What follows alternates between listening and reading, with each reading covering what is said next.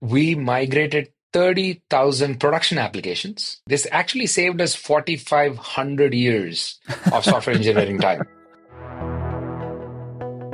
Welcome to How AI Happens, a podcast where experts explain their work at the cutting edge of artificial intelligence. You'll hear from AI researchers, data scientists, and machine learning engineers as they get technical about the most exciting developments in their field and the challenges they're facing along the way. I'm your host, Rob Stevenson, and we're about to learn how AI happens. Here with me today on How AI Happens is the Director of Generative AI Applications and Developer Experiences over at AWS, Srini Iragavarapu. Srini, welcome to the show. How the heck are you today? Thank you for having me, Rob. Really excited to be chatting with you about AWS, the agents that we're working on, and the applications that we're building on top of agents and Bedrock as well. Really looking forward to the conversation. Yeah, me as well. And particularly because Agentic feels like the current hype in our space, but we're at that rare moment where I feel like the hype maybe matches the ability. You know, like we're still obviously speaking a lot about generative, but everyone I speak to on this show, we're trying to figure out how to develop more advanced agents, how to leverage them in all these ways. And AWS is doing some really fascinating work in the space. And one guest I had on said to me, Rob, the most obvious thing you could do with an agent is make a chatbot, train it with an LLM, feed it some company data, and then it can field basic customer support requests, and maybe your employees can query it for data. We're a little bit past that now, or at least you are at AWS. So maybe at the beginning here, could you kind of speak a little bit about, I don't know, like the state of the Agentic AI union? Like where are we right now in terms of capability? This is a very transformational time that we are in. In fact, I feel amazingly lucky and fortunate to be part of this journey and the transition that we are going through over the last couple of years that has happened, and how Amazon and AWS are actually helping both enterprises and applications developers build similar solutions is actually transformational in a way. So you're spot on. The journey that we have been in, especially in AWS. Now, if I break it down into two pieces, one, the state of the union of agents. So let's first talk just briefly about the system in general of how agents are in the world. And then I'll try to expand on where we are in the journey and how we've been innovating and evolving and helping customers solve some of the complex problems as well. With the advent and the popularity of generative AI, these models actually are very smart. They're able to not just answer simple questions. In fact, that's how they started. But along with that, there is reasoning capabilities that these models have. So we train the models in a way that they can reason within themselves and say, oh, wait, I need to be able to do a better job. Let me go back and do this too. So think of it as an iterative way of solving a problem rather than just calling a single API and coming back. That's at a nutshell how generative AI and the foundational models are working with reasoning capabilities. Now, you take it into thinking of it as agents. Now, along with providing one instruction to these models to do this work, that is how traditional AI works. What we are essentially able to do is provide a set of instructions to these models, and the models then use plethora of inputs, all the way from, like you called out, there is company index that can be fed in, additional tool hooks that can be provided for the model itself to execute and test, and go through that journey. That's where the agents are right now. Within AWS and Amazon, we've been in this journey for a long time, and I'll break it down into two parts. One, something that we have traditionally been doing for a while, the democratization of software and cloud operations. That is something that Amazon AWS has done for decades. We've taken the same approach for AI as well, with systems like SageMaker and the tools that we provided, enterprises could actually build applications for AI.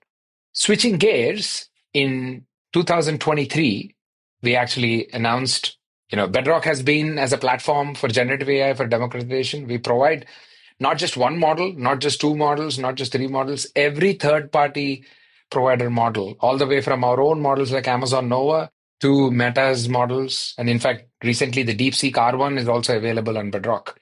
What we have done is we've brought the best of the breed for enterprises. That's one. Once these models are available, on top of it, we actually are able to build agents and build the platform system for anybody to build agents to. So that is another democratization, kind of remove the heavy lifting of being able to understand and plug all of these versus with Bedrock agents, you can actually leverage, you as an enterprise or a customer can start leveraging the great foundational models and some of the tooling. Like, hey, I have a knowledge base and I want to be able to ingest that data. And like you called out, you can bring in your knowledge base. There is guardrails. You want to be able to use those guardrails. So as an example, if you're using DeepSeek, would also suggest that you should leverage some of the Amazon Bedrock guardrails there are for you to be able to do this. These agents have memory also, and that is very important. Think of it as almost like a separate person that you have assigned a task. These are autonomous, right? They're goal seeking. Like you essentially say, hey, agent, can you do A, B, C for me?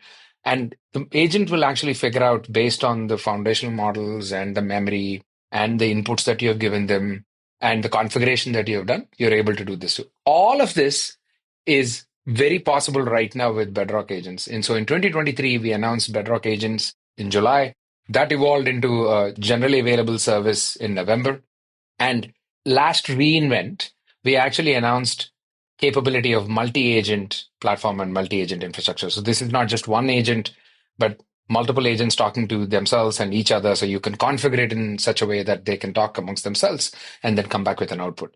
That is at a platform layer. This is something that we've been doing now for a year and a half. So any company, anybody can do this. I'll give you a couple of examples of companies doing this, all the way from, like you called out, the chatbot version of it to helping with research, invoicing, and invoice processing as well. For example, Gentek is a company that actually leverages Bedrock agentic framework and agent systems to help with their drug research.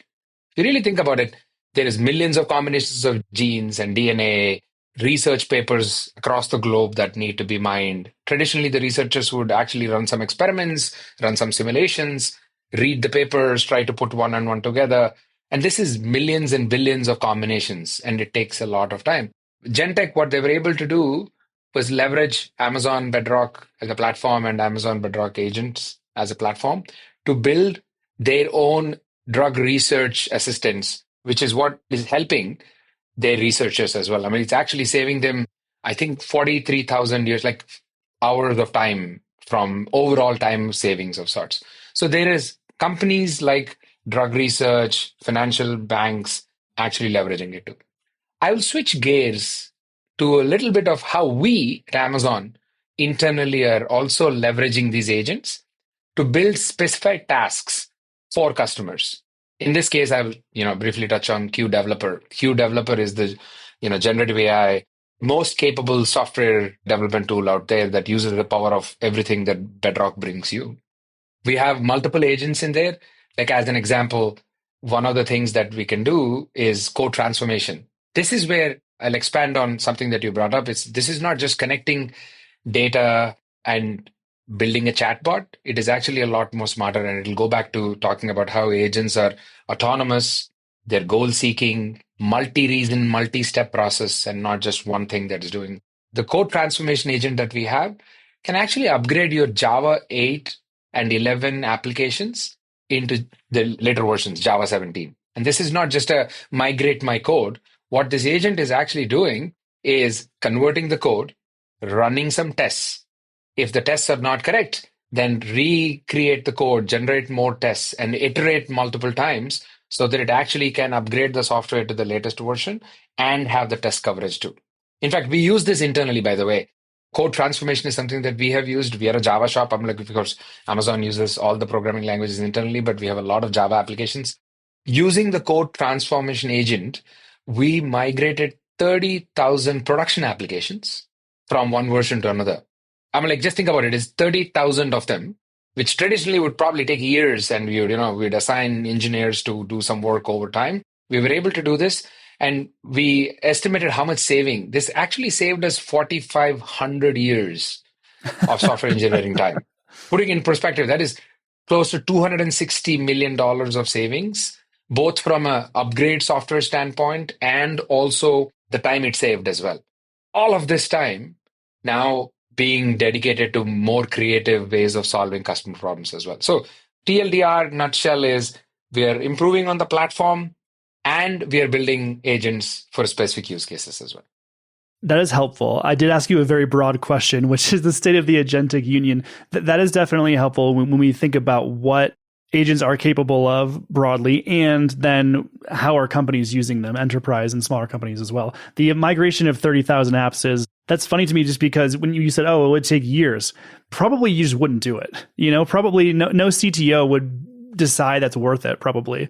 The opportunity cost of having your team work on that versus something else. So this is something that is maybe not done otherwise. So that is exciting on the face of it.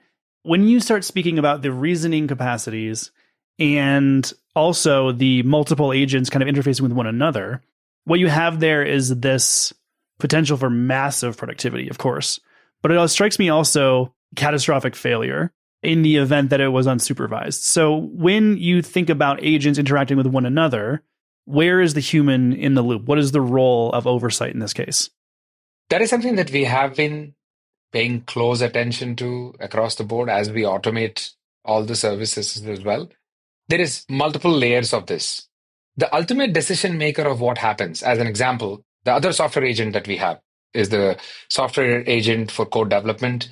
You provide a natural language command, and this is an agent that we built specifically for a use case. Now, in this case, the developer asks Q developer to build and write code.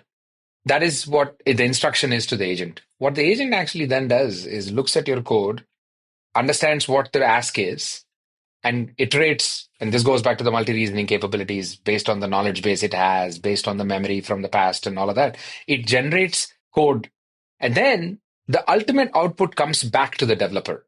Now, I, as the developer that asked the instruction, is the one who's going to review and decide if I want to use the code as it is, or actually you can further instruct the agent to say, why don't you make additional changes? Along with this code, could you add write tests as well? Can you look for exceptions? And you can have a conversation with the agent. So there is ultimately the human in the loop to make the final call. That's at one end of the spectrum. The other one is in Bedrock. If you build agents, all of these come with observability, alarms, which means you configure for failures as well. This is classic, like how we do with every other service as well. When you try to automate it, you're setting up boundaries and paradigms to be able to do this and get alarmed and triggered so that when there is a failure or when there is an anomaly or when there is an exception, you as an operator are involved in the decision making too. To that, we are actually providing some additional tools, like just so that to ensure that these models don't go do other things as well. Like another one is guardrails. Bedrock has a set of guardrails. There is a lot of them, and you could choose, you as a customer, as you as a developer building agents can actually choose which of the guardrails you want to use and how you want to configure them. So we are doing both as you're the ultimate decider, you as the user, and providing you with tools and observability and maintenance aspects of all of this too, so that you are fully in control, like any traditional software piece will do. Okay. That makes sense. So yeah, when you say any traditional software development, like when you explained the way that, okay, these interfacing agents will present the output the same way that a team of software engineers might present output to a director or a head of or a team lead, right? Like this is what we've been working on. Thumbs up, thumbs down, back to the drawing board, stamp print, what have you. So that is not totally dissimilar from the way work happens absent an AI. Absolutely. In fact, one of the recent changes we announced, and this is the transition that we're also going through and the improvements that are happening. The software agent that I talked about earlier, where you provide a natural language command and it provides you with a code and you can go back and forth and iterate. That's when I, as a developer, gets to choose. In fact, just 2 weeks ago, we announced additional functionality and the feature support to this. With that, you can also tell the agent to run tests as the code is getting generated. So earlier, there is probably a chance where the code that is generated doesn't run, and then you have to provide further instructions. As of last week, the software agent, what you could instruct it before generating the code is, along with doing what I'm asking you to do, could you also ensure that you run the tests? So what it is actually doing is it's iterating and multiply and actually doing the reasoning where it's running the tests. If the tests fail, that is your human in the loop directive that you provided, which is kind of how you alluded to, right? Like as the code is generated, somebody peer reviews it and then says, yes, I want to accept it or I don't want to accept it. In this case, we are empowering the agent itself to help make that call, run the tests. If you see these failures, go fix the code and then come back to me with the right code. After that, I'm still in the loop. So we're kind of doing both the observability aspects of it, guiding the agent to do a better job and stay within the bounds with all the guardrails, and the human deciding ultimately how this fits too. I see. So that would be an example of like a custom alarm that a customer might build. Yes. Again, if you want to start thinking about this in a way, if the code that is getting generated and it is failing tests, alarm and tell me that I need to intervene. Now, in this case, you don't have to, because here the specific agent is, we're telling it to go continue executing till the tests pass. So what it is doing is iterating to make sure the tests pass. But you can think of how with Bedrock and the platform that we have, we can configure systems in a way where you as a user or an operator are alarmed, or ensure that it actually job fails if it goes beyond some certain threshold. All that configurability is what through the managed services that we have for Bedrock can provide as well. Okay, that makes sense. Can you speak a little bit more about the multi-reasoning capability? Because we are so far removed from even a really technical individual's experience of interacting with machines and what they expect when writing a search or querying a database or what have you. What do we mean when we speak about multi-reasoning? I'd love if you could just kind of expand on that. Yeah, this again goes back to the reasoning capabilities of these large foundational models that understand not just a question and go look up a database and answer the question, but the relationship of the question that is being asked. So that is one. And the skill that they have in the platform that we provide is the memory, like remembering what happened in the past 30 days, as an example. That's how you can configure the Bedrock agent to say, keep the memory, keep it for 30 days. What it means is it knows what has been asked and what has been answered from you as a user over the last 30 days and what is right and wrong. So what it is actually doing is, think of it almost like a human being where you're asking a question, and rather than just blurting out the information, it is understanding the context and the relevance. Then it is performing a task based on the guidance you as a user provided it. And if the task is not up to the mark, you can actually set guidelines and parameters too, where you say, execute it, but I want you to give me X code coverage, or I want to be able to do this, provide all sorts of instructions. Then it iterates through this and says, oh, wait, I think I should do a better job. And I'll run through this, use the hooks that you're providing, go run some tests, or use the additional memory and come back. So that complex system, the job of not it a sequential API calls, but actually iterative way of doing it, that whole system is the multi-reasoning aspects of the model, and which is the foundational models are the ones that are empowering this with all the systems that we have on top of. In the event an agent is going to conduct that contextual understanding or attempt to define more context, does that have an effect on latency? Yes. Some of these tasks actually are not as asynchronous, and there is right reasons. One of the things, for example, we have a test agent as well. As the name is suggestive, you can ask the agent that we have to generate unit tests. Now, you as a user could say, generate unit tests for my file, or you could say, generate unit tests for a particular function as well. Depending on the context that you provide, this agent actually does a job of multiple, like it looks for focal methods in your repo. And it says, here is the function that you're asking me to generate, or the set of functions that you're asking me to generate. It looks for the different focal methods, different functions that are in the repo, does almost like a program analysis of sorts to be able to do this. And then it's not a single call of API. And you're right in calling it out. That does that mean that there is a latency aspect of it too? This is not a sequential job that you just call an API and come back.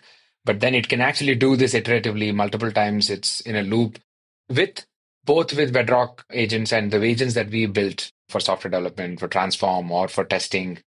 We are providing that information to the user. In fact, if you run the test agent and the dev agent in the IDE, we're actually showing step-by-step progress as well. It shows like almost like a progress bar of sorts. It says, wait, I read 5 of your files. Now I'm trying to understand what your files are doing. Here is the change I just made, but looks like the test didn't happen. I need to go back and redo this as well. So you're almost like as if it's not happening in a black box. Mm-hmm. It's happening with your participation, as long as you want to be able to do this. While it is autonomous, you're giving you all the insights into how this is happening. Okay, so are you saying that when a user gives instructions that would not yield a synchronous response, the agent is going to say, hey, I can do this, but it's going to take me this long? Is that kind of what you're saying?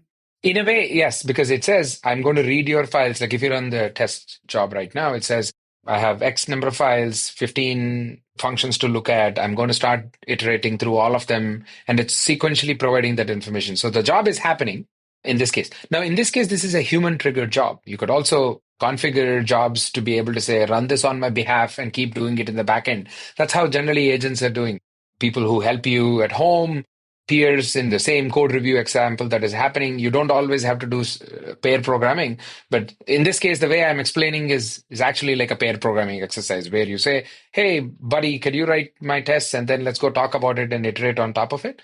There's also another way of saying, can you go keep updating my tests and then come back to me once you're done? In the meantime, I'll do a couple of other tasks as well. So yes, from a user perceived standpoint, it's while this is latency. This is not traditionally this is the discussion. In a way, you and I are having this conversation right now, trying to discuss how agents are working and what AWS is doing.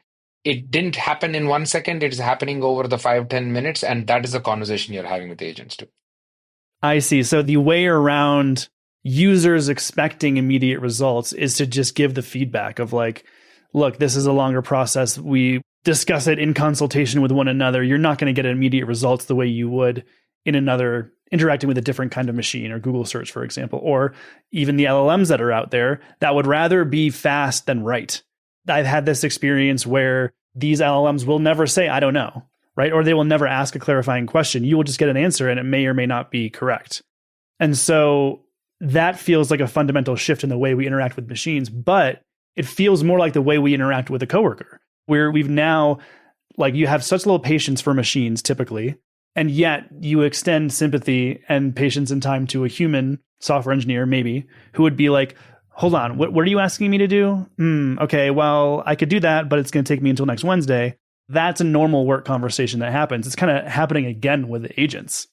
Absolutely. I think this also ties back to the task at hand. With Q Developer, if you are coding within the IDE, you can have a conversation. There is a chat, pane that you can actually talk to. The responses are instantaneous. In this case, you could ask questions like you would ask anybody else, whether it's your peer or online search as well. And with Q Developer, we'll instantaneously answer questions like, tell me a little bit about how, EC2 instances. Ask, how can I bring up an S3 bucket? All of those, there's an instant answers. In this case, as expected, these are simple calls to how we would respond. But tasks around migration, like the other transformation agent we have is the mainframe upgrades. In fact, one of the things that we announced at reInvent last year was developers and enterprises able to upgrade their mainframe applications. That's a huge deal. And like some of the code bases for mainframe that you have, legacy code bases, are thousands, millions of lines of code. In fact, I have never really, in the last 20 years of my software engineering, I have never had to work on a mainframe system. But as I discuss with the customers and as we start talking to them about it, there's so much code base out of there. Now, for that migration to happen, in fact, this Matt Garvin, the CEO, talked about it at reInvent too. It would take you 5 years or even some number like that for a large mainframe application to be able to migrate. Now, what this agent is doing is shortening that time quite a bit. But to your point, it's not something that can happen in a second. It will iterate. It'll have to understand what the business use is. It'll understand what the code bases are and then go through the journey too. I think so. It depends on the task, how complex it is, how much more dependencies that you have. As an example, the software agent that I talked to you about earlier, if you say, run my tests as well to make sure that the tests are passing, then it certainly takes longer. And as a developer, I do know that I'm expecting this code piece to be generated and tests also be. But if you say, I actually don't need to run the tests because I'll do them myself, then it's going to be shorter time turnaround as well. So it all depends on the task at hand. Certainly, yeah. Now, Srini, I want to understand a little bit more about how Amazon and AWS are looking at this organizationally. I want to understand a little bit more about the larger strategy here, because the productivity gains are well stated and well understood. And when you put it in terms of work hours and the possibility to do these huge batch tasks you might not otherwise bother to do, that makes a lot of sense and frankly, it puts ROI onto some AI technologies in a way that your average chief revenue officer can understand and sign off on. Okay. So the productivity and efficiency gain part is well understood, but I'm curious if there's more to it here for AWS. What is the strategy, the long-term strategy with developing these kind of tools? This goes back to something that we have been traditionally doing, bringing options to the customers so that the customers can actually define and derive benefit out of it. That even before the AI world, that is something that AWS has been traditionally doing with various compute options, with various database options as well. Think of it in the same lines. We are innovating in all three layers. The first layer that we have is at a hardware layer that there is. There is chips like Trainium and Inferentia, where you can train your own models, you can host your own models on compute as well that we provide, and that's something that is constantly innovating. So we do want to provide that functionality to end customers to be able to do this, bring your own hardware models. The second is abstract that out and then provide you with a platform where we are giving you all the models and all the platforming systems, like agentic systems or guardrails or knowledge bases, where you as an enterprise or a developer can start building applications leveraging the goodness. And then the third is building our own generative AI applications and agents too. Q Developer is one of them. Q Business is another one of them as well.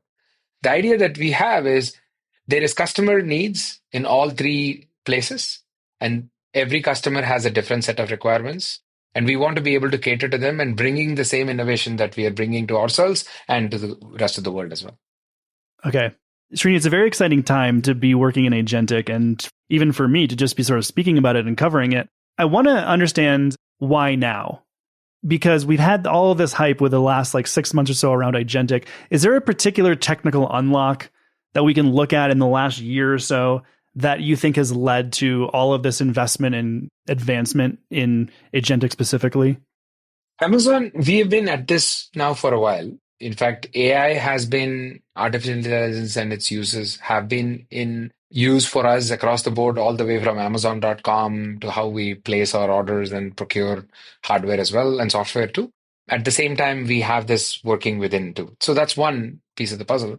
The journey of us bringing generative AI, again, a lot of this conversation started with agents and all of this started with the foundational models and the accessibility to these foundational models. With compute being available, the innovation that we're bringing through, hardware, Trainium and Inferentia for you to train your models. And then similarly to be able to bring the best of the class models like Claude's, Anthropic models that there are, Claude and Sonnet, similarly in meta models too. So all of those are actually certainly adding a lot of the power to this, what is going on, armed with how AWS enables customers, something that we have done traditionally. It's the same that we are doing too. The idea that we launched Bedrock Agents in 2023 is a testament to how we've been thinking about it almost now for 2 years. This has been not something that, I know customers are actually starting to leverage and start doing it, and there is different use cases. But the idea of us using generative AI for coding assistant or being able to build a platform started back in 2023 and even earlier. And that's something that we have been doing for a while now. Gotcha. So yeah, this is not just hype at AWS. This has been part of the plan. Again, the example that I gave you earlier about how we used it internally, and we've seen the benefit of this. The other use case of not just code transform, Prime Video, which is internal team itself, uses Q Developer, and they have been looking at 50% acceptance rate in the code for a while. So internally, we have been using all these tools, something that we see value quite a bit. And we have actually seen customers do this too. I'll go back to the test agent that we've done. Boomi is a company that has been leveraging some of this. Rather than doing the manual testing, they're using the Amazon Q Developer software agent and the test agents too that you have. And it's saving them 15% development costs overall. So customers are seeing real benefit. We internally are seeing real benefit and the innovation that is happening too. It's very exciting, Srini. Now, we're here at the beginning of the year, and that's typically a good time to ask folks to sort of project what we can expect over the next calendar year. And, what's fun is that with you, I don't have to ask you to rub your crystal ball. I can kind of ask you to rub your crystal roadmap a little bit. And so I'm curious, when we think about, agentic as a technology writ large, whether that's within AWS or without, what do you think we can expect to see over the next year or so? All three layers, I think there is a classic, here is what from a pure roadmap that I could build for anybody observing is probably able to do this. And then there is a, wait, this actually opens up so many different opportunities for customers and for everybody else as well. So the imagination and the creativity is what is actually going to happen. So this goes back to the models are becoming more powerful and more available, faster, a lot more dependable. The tooling on top of these models that Bedrock provides, all the way from, again, guardrails to knowledge-based indexing and multi-agent systems that we have, the applications themselves are becoming a lot more powerful. Like if you and I were chatting about this 4 months ago before the reInvent time in December and November 2024, I wouldn't have talked about the test agent or the code review agent or the documentation generation agent. At that time, we didn't have any of those. In fact, at reInvent, we announced this where now you can ask Q developer to code review it for you, and it'll review the code, provide code recommendations of where your code isn't as performant or buggy, and then you can go through that. So the number of tasks that are getting resolved or solved through these agents, that is going to continue innovating as well. And to that end, the imagination of how we can solve some of these problems and some that we're seeing from the customers all the way from like the medical research that I was talking to you about. In fact, there is a company, Streamlit, that actually does invoice processing themselves, which is very, very manual task that anybody has to be able to do that.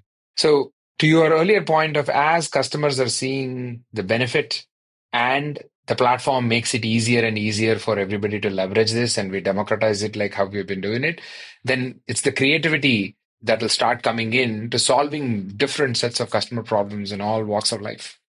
It's an exciting time to be in the space, Srini, and it sounds like you're doing awesome work over there. Hey, this episode has really flown by. I mean it. We've just covered so much ground here. So while we creep up on optimal podcast length here, I would just say here at the end, thank you so much for being here, Srini, and sharing with me everything you're working on. It's been really fascinating learning from you today.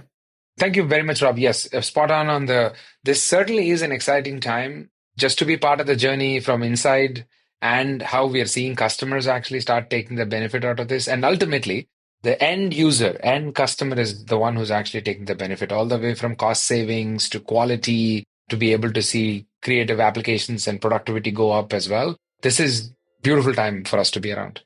I love it. I don't think we're going to find a better way to end than that. So I'll just say thanks for being here today, Srini. Thank you. How AI Happens is brought to you by Sama. Sama's agile data labeling and model evaluation solutions help enterprise companies maximize the return on investment for generative AI, LLM, and computer vision models across retail, finance, automotive, and many other industries. For more information, head to sama.com.